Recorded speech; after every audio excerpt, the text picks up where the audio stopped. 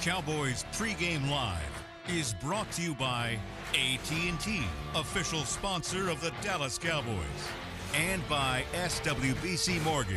Join the more than 120,000 customers that we've helped to find their happier way home. Visit swbcmortgage.com to find a pro today. It is game day in Arlington yet again as the Dallas Cowboys open the doors at AT&T Stadium for the 2024 home opener, welcoming in the New Orleans Saints to town as the often imitated, never equaled Dallas Cowboys cheerleaders get the fans riled up at the Miller Lighthouse in Arlington. We get you set for football on Cowboys Pregame Live, presented by WinStar World Casino and Resort. Welcome into the Star, everybody, in the Globe Life studios. We've got Barry Church, Isaiah Stanback, Nate Newton. I'm Kyle Yeomans. Glad you're with us. Week 2 is here. The Dallas Cowboys are 1-0 after their 33-17 win over the Cleveland Browns last week. They have an opportunity to beat another 1-0 team as the New Orleans Saints come to town today. They've won 16 straight regular season games at home. The Cowboys have had some success there.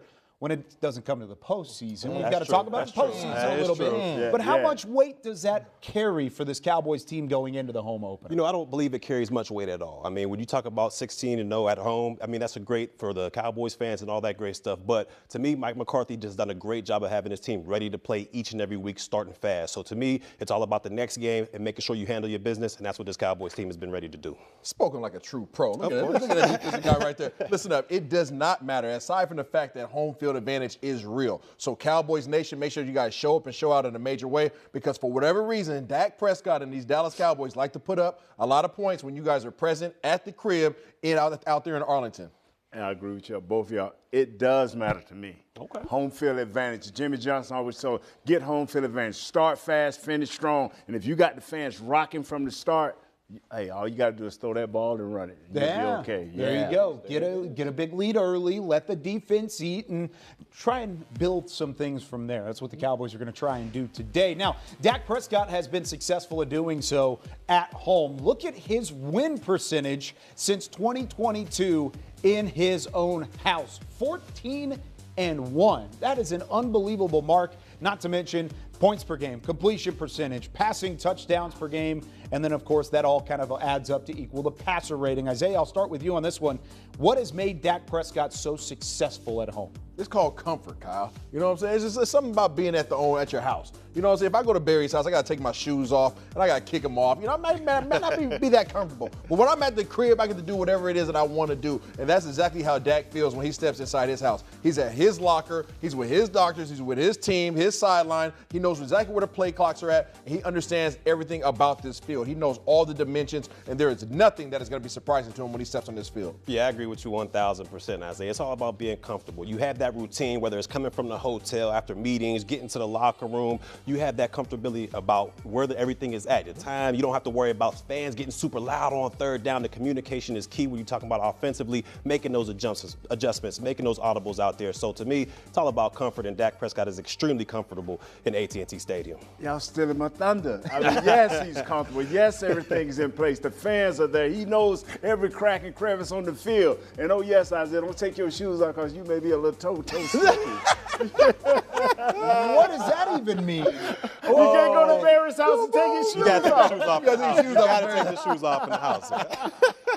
He's comfortable, Yes. and he looks it whenever he plays at home. And I mean, the numbers tell one story. The film is another one. He is uber confident.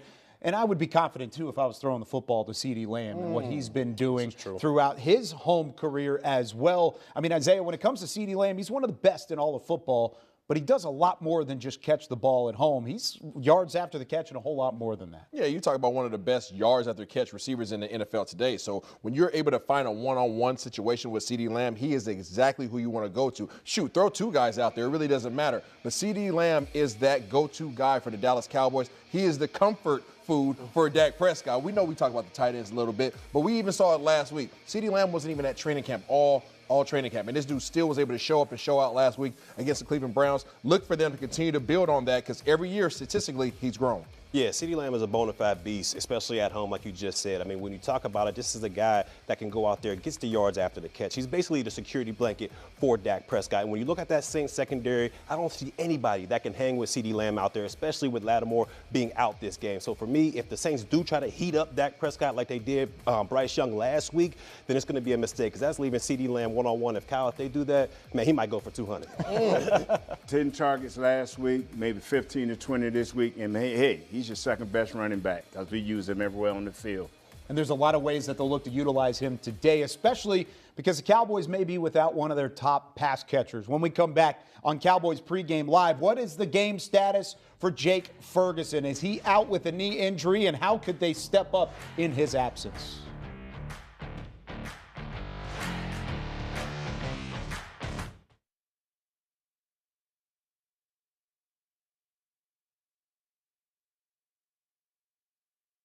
Week 1 to week 2, how much better can this offense be? How much better can y'all be, take a jump? Yeah, tons. And usually that's when teams make that jump, from week 1, week 2. And just understanding we left a lot of meat out there on the bone. You look at the game, and it was a tale we've said around here. It was a tale of two halves, right? First half, started off slow on the first drive. After that, got it rolling, got some first down, scored.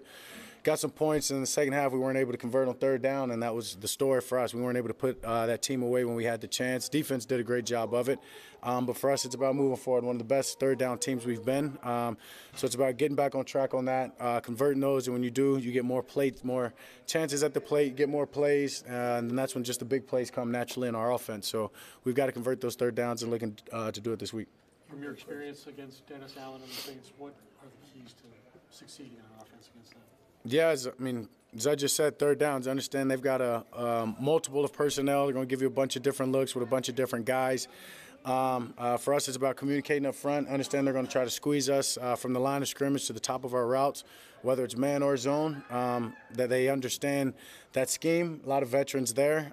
So for us, it's about playing through that, being physical with them, converting those third downs, and we'll be able to just get more shots at it. And when we could do that, the success just rolls.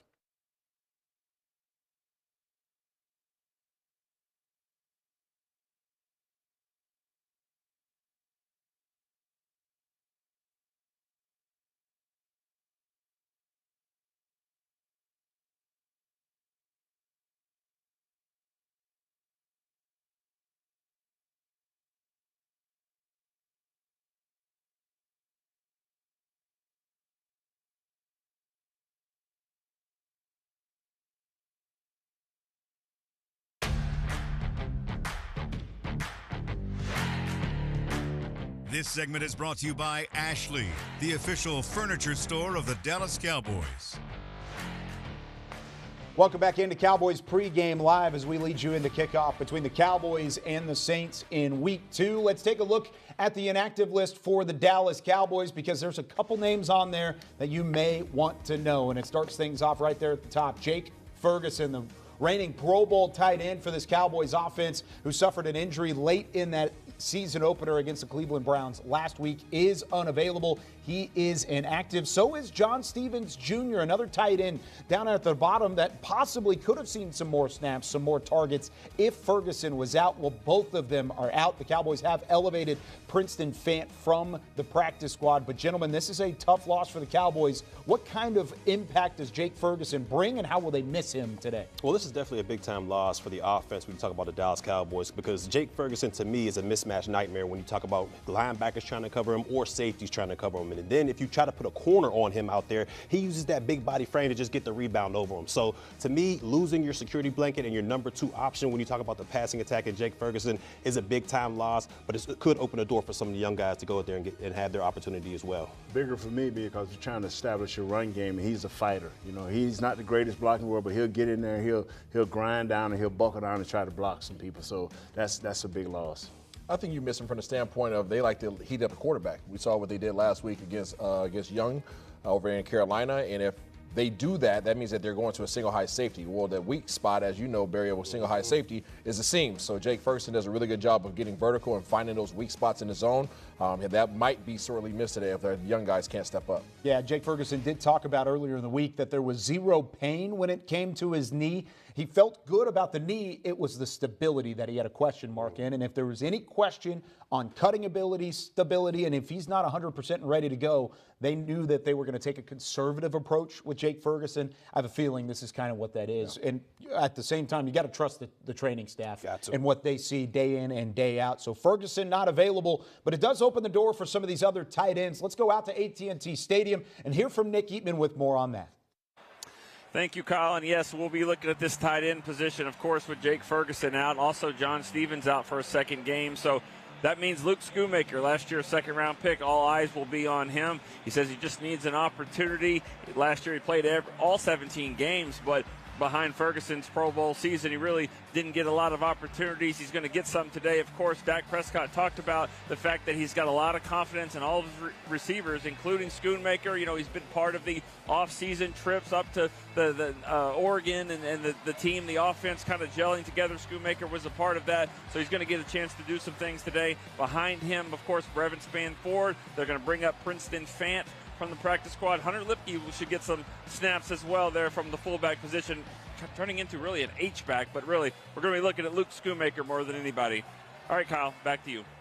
Thank you very much, Nick. He brings up a great point. There are different ways that this Cowboys offense can attack the absence of Jake Ferguson. I know you have had your eyes on Luke Schoonmaker. Oh, yes. You want to see more out of the second-round pick. How does he do that today? Well, for me, this is a great opportunity for Schoonmaker to go out there and show what the ability that made him a second-round pick out there, whether it's attacking the ground game and being dominant blocking or winning those one-on-one opportunities out there in the passing attack. But he has got to step up and at least show a flash of what made him that second-round pick. Or he has the possibility of opening the door for guys like Spanford or even John Stevens down the road to take some of those reps away from him.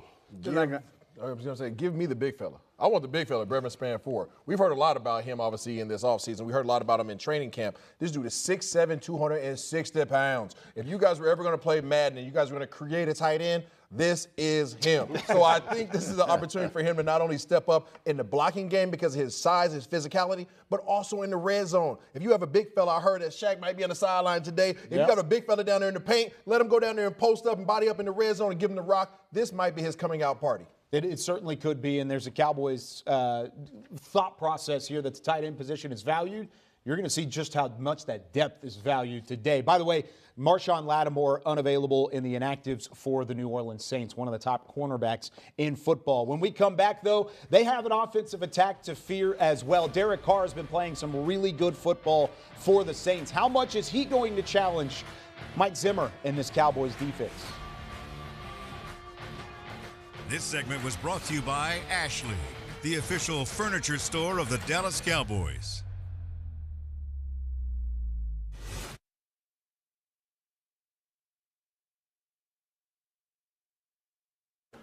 It feels good. It feels good to be back. Week one was obviously very different from me, obviously wearing pads for the first time, but now being acclimated with the schedule, appointing myself on the team and being back with the guys I missed that the most, and happy to be back out there. CD, we talk about September football. This is your fifth year. In your time here, last year was the only time you guys have gotten out to a 2-0 start. What do you find makes it so hard to get out to a 2-0 start? It's difficult to win in this league in general, you know, and obviously versus the opponents that we are seeing the next, I want to say 5 weeks, it's tough. They have pretty good records last year, and I mean it's good for us. We want to start this thing off and finish it the right way, strong, and just keep stacking these dubs. Do you feel like your feet are under you now, or are you still working on that? Yeah, no, I'm back in that thing. Timing and rhythm with Dak. What was your assessment of Dak coming out of the ground? I mean, it wasn't much of a drop off, but obviously it was room for improvement, and that we got better this week, and should be on display this Sunday.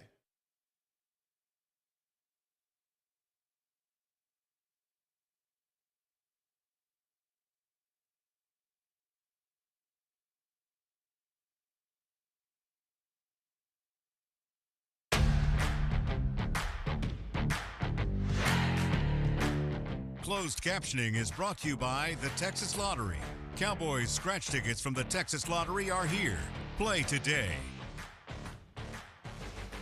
Welcome back to Cowboys Pregame Live. The Saints have been on an absolute tear over the last couple of games. This is over their last 6 contests. The Saints are 5-1. Look at the way that they've been dominating on the offensive side of the football. They take care of the rock. They convert on third downs. And more importantly, the most important stat of all, they put up points. And that's exactly what the Saints have been doing. They're 5-1 in their last 6. They put up 47 points in week 1 against the Carolina Panthers. Nate, I'll start with you. Who's the biggest threat on that Saints offense? Alvin Kamara.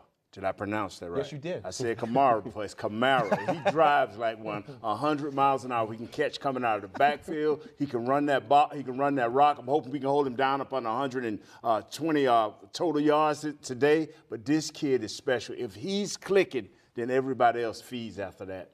I agree with you on that one, Big Nate Dog, but I'm going to go ahead and go on the outside, the perimeter, one of their weapons, Olave, on the outside. Now, last game, he only had 2 targets out there, 2 receptions, I believe, for 13 yards. So they're going to try to get this guy the ball and more involved in the offense. This is one of the smoothest route runners there is in the National Football League, whether it's short, intermediate, deep routes. He can give you all the flavors you want to. So we're going to see what Diggs and my guy Carson can do on the outside with limiting a guy like Olave at that wide receiver position.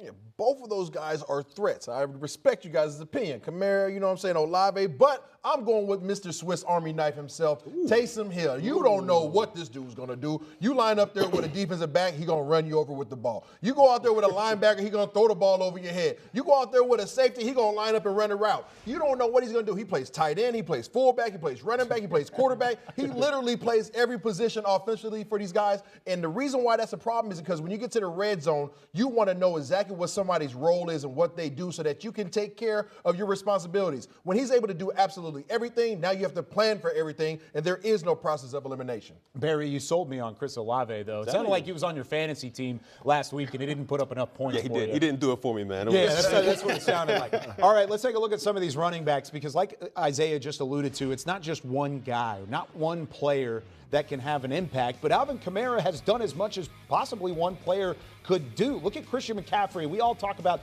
his impact.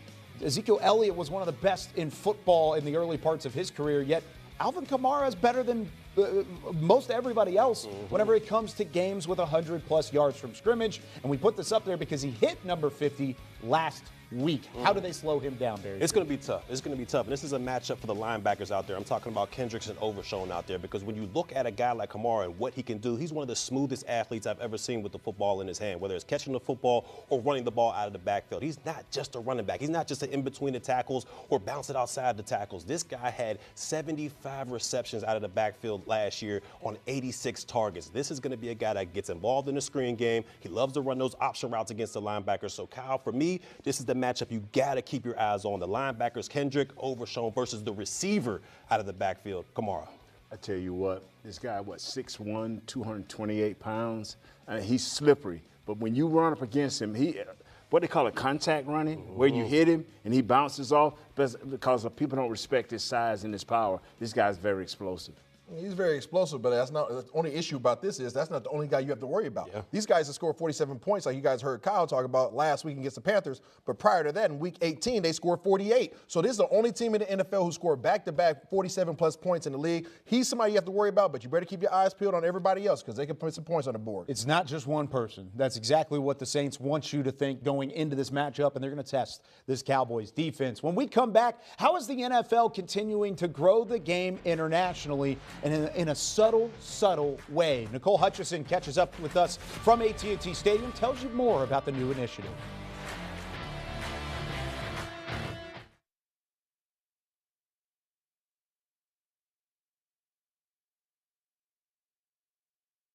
Oh, I mean, it's a dream come true. I mean, ever since I was little, I had dreams of playing in the NFL, and just to see my dreams come true, to go out there and play in the NFL, man, it's just unreal experience. And like you said, my parents, were crying. They were just so excited for me.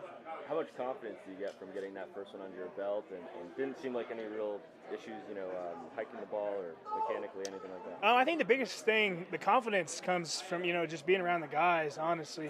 Dak, talking to me pregame, just told me to go out there and play ball and do what I do, since I've been playing, since I've been young. And that's really where the confidence comes from, honestly.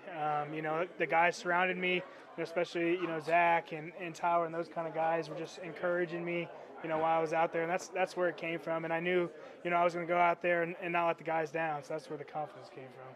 Are you happy with your performance? Like what you saw? There's always stuff to improve on. There's definitely, there's some mistakes I made out there that I definitely need to get fixed and will get fixed. But, overall, I think I did all right, but, there's still lots to improve.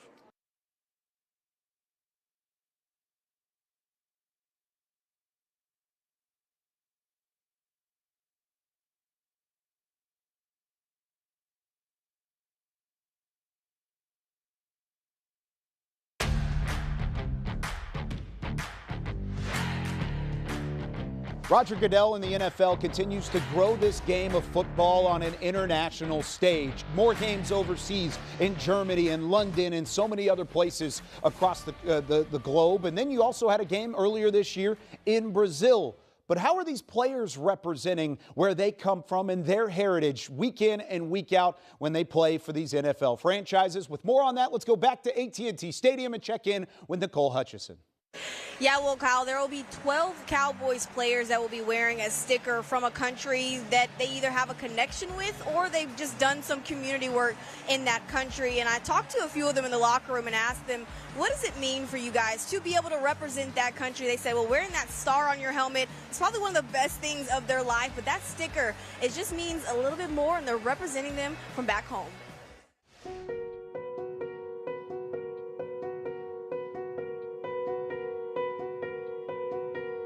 I'm wearing the American Samoa flag on my helmet, representing my parents, my ancestry. Both of my parents were born in American Samoa, so it really means a lot to me to be able to put that on my helmet.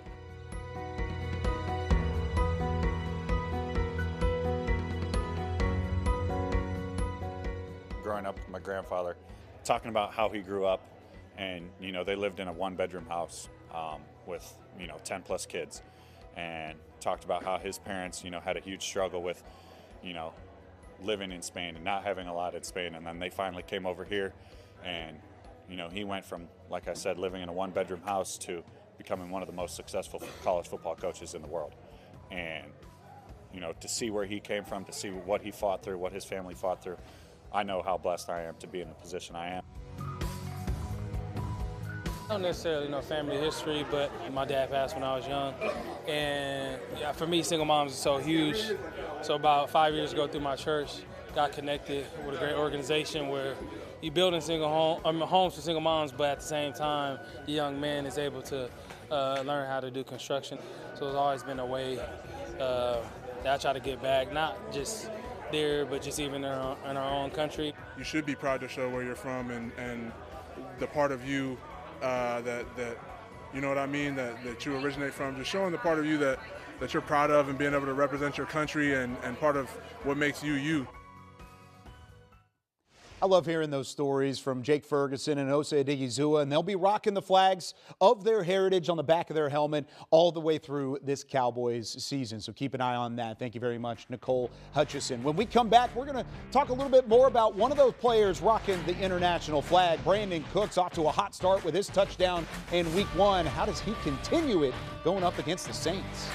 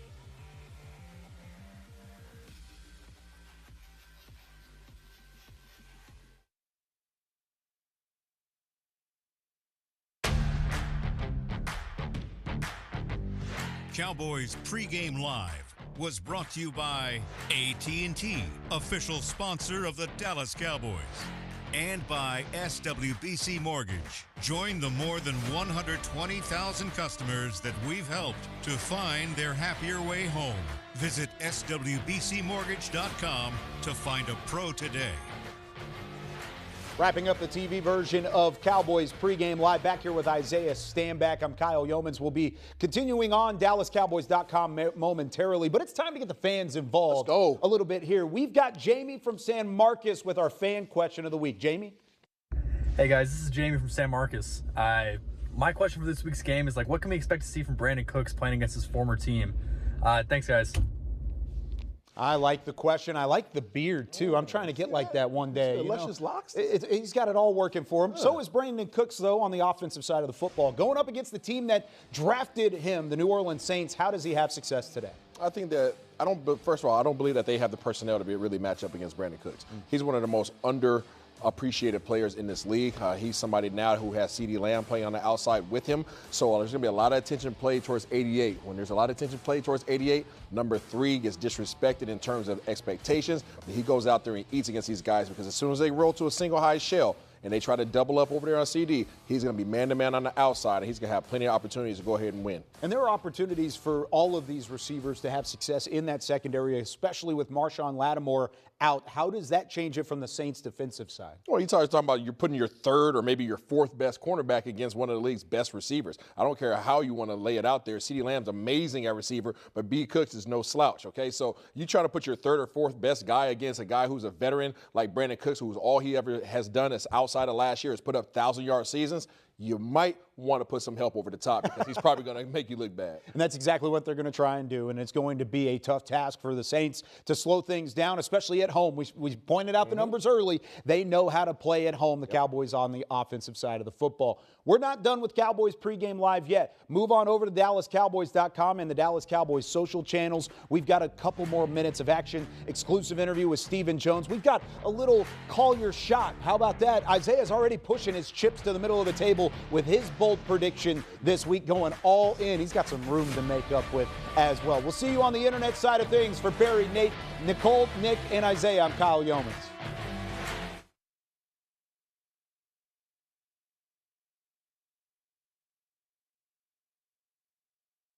I think they did great. Obviously, we have things we can improve on, but I think as a benchmark, just the starting test, getting their feet wet, they did a great job. Played hard, competed well, Coop and TG, and this is only the beginning. We're going to continue to escalate in terms of, our play and continue to improve that standard week in and week out. No, I mean, it felt like they were playing at vet levels. Obviously, we were communicating. There's things that happen. Pre-snap. We might get a play and then we start changing stuff around and, we're just checking stuff. But I think they're handling things the right way.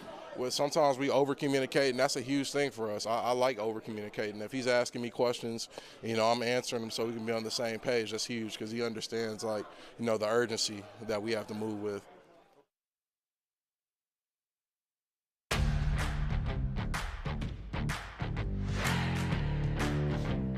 Cowboys Pregame Live presented by WinStar World Casino and Resort continues on the internet side of things. Welcome in, friends, as AT&T Stadium preps for the Week 2 matchup with the New Orleans Saints. We continue on here from the Star in Frisco and the Globe Life Studios. He's Barry Church. He's Isaiah Stanback. He's Nate Newton. I'm Kyle Yeomans. This is really where we have the most fun on the internet side of things.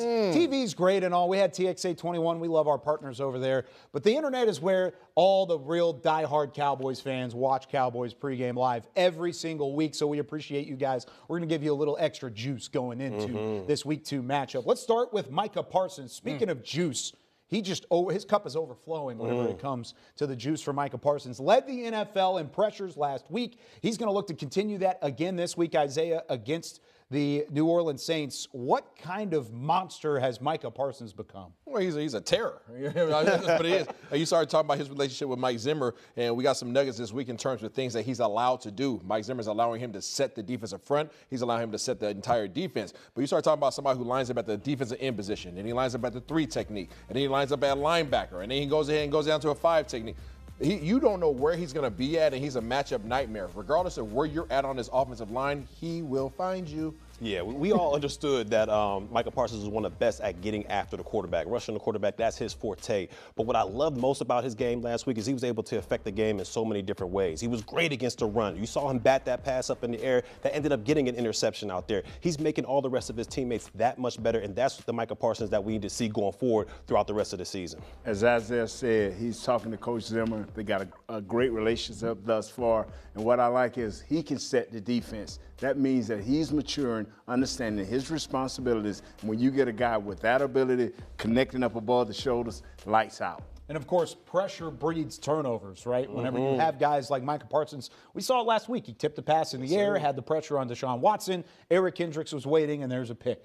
That's how things happen and how things go downhill. So that pressure from the front seven of the Cowboys is going to help out this secondary against those weapons of the New Orleans Saints that we did mention earlier. So my question now turns to you, Barry, our resident defensive back. Kalen Carson had a phenomenal opportunity in week one with his first pick. Trayvon Diggs ended up with a pick in week one. How do they have an encore performance tonight? Well, I think it all starts with communication back there, especially when you got a young guy in Carson out there being a rookie. He needs to be over-communicated. So the linebackers, safeties, everybody needs to let him understand before the play goes what his responsibilities are. Now, both of those cornerbacks, they played great. They were contesting every pass thrown their way. They came downhill, and they were laying the wood on a lot of those guys out there. So for me to continue to have that great stellar play from your secondary, you have to have communication, and that's the key of the quarterback of the defense, which is Kendricks. Also with the safeties back there relaying the message, the communication will be key in that secondary.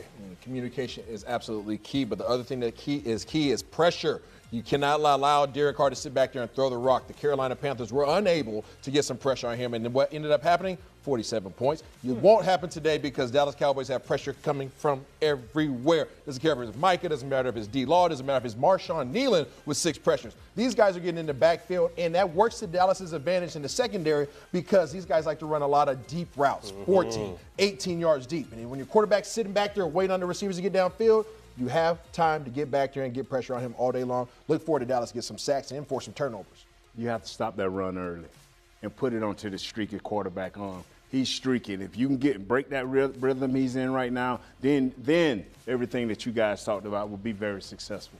And then on the other side, the cornerback position a little bit thinner. I asked Isaiah this question already, but I do want to forward it to you. What does Marshawn Nealon being out for the Saints secondary, how does that change things for them? You mean Marshawn Lattimore? Yeah, Marshawn Lattimore, it's perfect. Sorry. With him being out of there, I mean, they become extremely young. You got a young cornerback already starting out there. You got Paulson Adebo out there as well. So they're going to have to over-communicate as well when you talk about that young secondary out there. But to me, I still feel like CeeDee Lamb, Cooks, and Tolbert, they can take advantage of a young secondary out there. And if they can block up for Dak Prescott out there, he should have a big afternoon. It's called stress. You know, stress. I mean, you can get it in a pipe and fraction it'll blow open. That's what's going to happen because everybody got to move up a man. Now your number 2 quarterback got to stick a CeeDee Lamb and then moves on to Cook. Boy, his thing going to be over real quick. I didn't know Nate was a Did you plumber. see you see the I was talking about left and right. Here we go. The knees is feeling good, man. He's got the elbow pads rolling. There it is. Might as well. He's Might ready as well. to roll. All right, guys. This is becoming quickly one of my favorite segments of the entire week. This is Call Your Shot. Bold predictions on Pregame Live. Here's our standings so far. Take a look at Big Nate up top. He only wagered 1 point last week. He got it right. He goes up into the lead. Me and Barry wagered 1 point. We lost. And then look down there at the bottom. Isaiah Stanback is at the bottom of the standings. And once again, just a reminder, you wager the amount of points you can win. So let's say we want to wager 1 point. If you win it, you win 1, you lose 1 on the opposite side. Isaiah, you only got 2 points. It was a formality. Listen up, y'all. Last week, it was a strip sack, okay? I said that he wouldn't that Tyler Guyton would not give up a sack against Myles Garrett. Right. And it was a strip, okay? He just stripped him. Dak Prescott never even hit the floor. It's a formality. It's a strip sack. Yeah. Sack it's a strip sack. He never went to the ground. He never went to the ground. I think it's okay, though. I'm even Tyler Guyton, I was talking to Tyler Guyton earlier this week. He said that's the first sack I've ever given up. So even he admits it. Yeah. It's a sack. So you got 2 points. We'll let you start things off, though. What are you wagering this week? Okay, let's go ahead and talk about it, okay? They like to put up some points offensively. Matter of fact, the only team in the NFL to score 47 points back-to-back games going all the way back to last year. However, Not today. Dallas Cowboys going to get in that backfield and put some pressure in terms of Derek Carr's face. Okay, 2 interceptions for this Dallas Cowboys defense at least. You know what? And I'm going to admit it. My say it with your chest, be tough, bold predictions have not been bold. I got Alvin Kamara. I know I was going to mess it up. He would not rush total yards. Okay. Total yards? Scrimmage yards. Scrimmage yards. He's got me so nervous. Scrimmage yards. I had it at 115 and I jumped it up to 120 that he would not get at for 1 point. Well, you got to be bold. I can't not this early in the season. Games over 100 yards of scrimmage. I'm scared. He's collecting points, though. He is collecting points. What you got, Barry? For me, I'm wagering 1 point out there that the Dallas Cowboys defense will have at least 3 sacks on Derek Carr out there. 1 point. I mean, I don't like losing points. I lost points last week, so this week I got to get that thing back. So I believe that D-Law, Osa, those guys out there, they'll get after Derek Carr, make life hard. I'm going 1 point, 3 sacks, though, for sure. At least 3 sacks. Here's a little context, too. I appreciate the 1 point approach right now. We're in week 2 of 18, gentlemen. We got a long way to go. And Isaiah's already with his last point sitting on the table. So from here on out, he would only be able to win 1 back at a time. So hoping something happens in favor for Isaiah. Mine is going to be a little bit more. I'm going to go with 2 points here because I'm this confident. We talked earlier about CeeDee Lamb and his effectiveness at home. He averaged 119 yards receiving last year with 8 touchdowns at AT&T Stadium. I say here in week 2, his second week back from the camp holdout in the contract dispute, he's going to go for 100 yards receiving today, put 2 points on the board. He's going to hit that triple digits for the first time this season, and it won't be the last one as well. So you got 2 points on the board. I'm trying to catch up to Nate. That's kind of weak like mine. How's that weak? He had 61 yards last Lamb, week. baby. You should have what? I got one for you. Let's go back out to AT&T Stadium. Nick Eatman is standing by with Cowboys COO Stephen Jones. Thank you, Kyle. I'm here with Stephen Jones, Cowboys Chief Operating Officer, and a lot of stars are out here. I mean, I don't know, you got Jerry Jones, Tom Brady, Mike Tyson, anybody else here? Well, that's what's so great about the NFL. We attract interest from so many different groups. Obviously, Tom Brady sits atop our sporting game in terms of being the GOAT and championships. And certainly great to visit with him and the way he goes about how he's going to go about really spreading a good word about our game in the booth. And so that's exciting. And then, of course, Mike Tyson, I can't believe it. He's getting ready to fight. Right. I think he's going to fill this place up. Oh, yeah. So he and Paul are going to get after it, and that'll be interesting. Yeah, I know you were talking to him. Everybody in a good mood down there. You don't want to make anyone mad. Any fighters. That's it. We don't need any ruckus there. But obviously, this team here, they're not worried about any of that. Right. They're eyes on the ball as it should be, because these Saints are a really good football team. Their offense is going to pose a lot of problems. I mean, old Kubiak, young man over there, his brother works with us in scouting as a national scout. But he's a chip off the old Shanahan, McVay, McDaniels block, and they're going to create a lot of challenges for us. And then same goes for the defense. There's not a lot of easy throws out there, and we'll be challenged. So this is a good football team. Back in training camp, I remember you saying you had a lot of tight end depth, and you really liked your tight end depth. You're going to need it today, obviously, with Jake Ferguson out, John Stevens. What do you like about that position? Well, that's the depth. I mean, obviously, Schoonmaker had a great game last week. Really expect him to step up, given his opportunity here. And then Spanford, obviously, has done a great job to earn a spot as a college free agent. And then Fant, just great to have a utility guy like that around. He's a little like Lepke there. And then on top of that, he's a great special teams player. So he'll step in and do a good job for us. Last season, you guys have, basically beat everybody by 30 points here at home. You really are taking advantage of this AT&T Stadium and home crowd. What do you like about being here, and why has it been such an advantage for you? Well, let's start with our fans. I mean, they're what make it. I mean, they make the culture, they make the enthusiasm, the atmosphere. Obviously out here to support us like no other, and certainly always great to be playing at home. Obviously, I think we've won like 16 regular season games in a row now, but this is going to be a challenge today, and we're going to need our fans. We're going to need the atmosphere, but I know our guys got their eye on the ball and ready to go. What does a 2-0 start mean for just building momentum? I know it's still a lot of football to be played, but something about when you start off 2-0, it just seems like it gives you a little bit more boost. Well, having some changes, on this team. Obviously the big change at the defensive coordinator spot with Coach Zim. We were really interested to see how that was going to work out, putting our personnel with him, and obviously did a hell of a job against a good Cleveland team. But he'll be challenged today, and the other thing is just seeing these young guys step up, this rookie class. I mean, we had 5 guys playing at a high level, and I really include really 6 if you include Overshone, who didn't get to play last year. Obviously one of the best players on the field last week, and I just think we got a good football team here and a 2-0 start. All that does is build confidence for young guys and help you get ready for the rest of the season. As you said, a long year. You don't ever take a game for granted in this league, or you get bit. So I know our guys are ready to go. All right, sounds great. Thank you for stopping by. I know how busy you are. A lot of people here, a lot of stars on the sidelines and on the field today. So Stephen Jones, Cowboys Chief Operating Officer. Kyle, we'll throw it back to you guys.